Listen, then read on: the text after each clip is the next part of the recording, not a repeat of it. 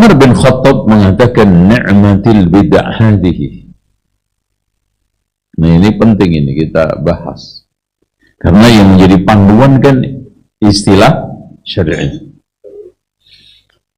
Umar bin Khattab mengatakan ini adalah sebaik-baiknya bid'ah. Apakah yang dimaksud Umar di sini adalah bid'ah lughatan atau bid'ah istilahan syar'iyan? Halo, tes. Puasa ya, Mas. Gimana? Antum jawab aja. Lughatan atau istilahan? Oke. Katanya tadi, ketika ada suatu istilah, bahasa dan syariat yang dipakai syar'i. Kok antum nggak konsisten? Itu bantahannya mereka. Itu. Kita ikutin dulu. Yang suka mengangkat seperti adalah kiai yang debat dengan saya itu, ya. Dia mengatakan nggak konsisten kalian. Karena ketika bicara masalah istilah lughatan wastilahan, yang dipakai adalah istilahan. Gimana? Bantahan antum.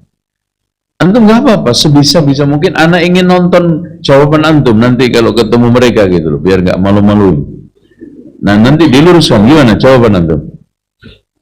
Ayo, silakan. Iya. Ayo. Halo, yes. Nah, ini penting. Nanti jawaban antum pokoknya bid'ah. Itu nggak boleh. Gitu. Nah, ini nanti nggak dialog, nggak dialektika, nama kata orang akademis itu. Ya, kalau di dunia akademis itu segala sesuatu dibangun di atas dialektika, argumentatif, ya, argumen bukan sentimen. Silakan. Kayaknya kelamaan deh. Gue jawab aja deh. Hadirin sekalian, sekarang kalau ada orang yang ngeyel bahwa ini dia maksudkan Umar adalah istilah syar'i, kita ambil sekarang istilah syar'i bid'ah itu apakah dibenarkan? Salat tarawih meskipun dari sisi namanya tidak diungkapkan secara eksplisit oleh Rasulullah SAW, namun pelaksanaan dilakukan Rasulullah SAW berjamaah di masjid. Tuh. Jadi sisi istilah aja bid'ah sudah nggak bisa dikatakan bid'ah. Nah, digugur. Kemudian yang kedua, kita lihat asbab Umar mengatakan ini. Umar mengatakan ini kenapa, Pak? Karena orang ada yang nyeletuk, Umar, kamu melakukan tarawih seperti ini, apa nggak khawatir menimbulkan bid'ah? Itu. Karena pendahulu kamu tidak melakukan. Siapa? Abu Bakar. Maka Umar dengan singkat menyanggah, kalau mau bid'ah, lo mau apa? Paham? Itu bahasa Tangerang Selatan. Tapi bahasa Arab kan nggak mungkin seperti itu. Dan ini juga tidak sekali dua kali Umar disanggah orang, Umar diayelin orang, bantahannya, jawabannya itu singkat, simple. Pernah Umar bin Khattab habis buang hajat, kencing, kemudian baca Al-Quran.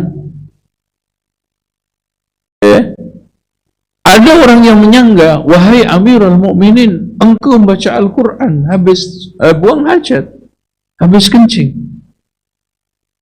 Kata Umar bin Khattab, Musailamatul Kadzabu aftaka? Apakah Musailamah al-Kadzab yang memberi fatwa kamu nggak boleh? Itu. Kasarnya, kenapa lo memang? Kalau saya habis kencing terus baca Quran, nah kenapa lo? Showat. Nah gitu, nah ini baru benar showatnya. Itu.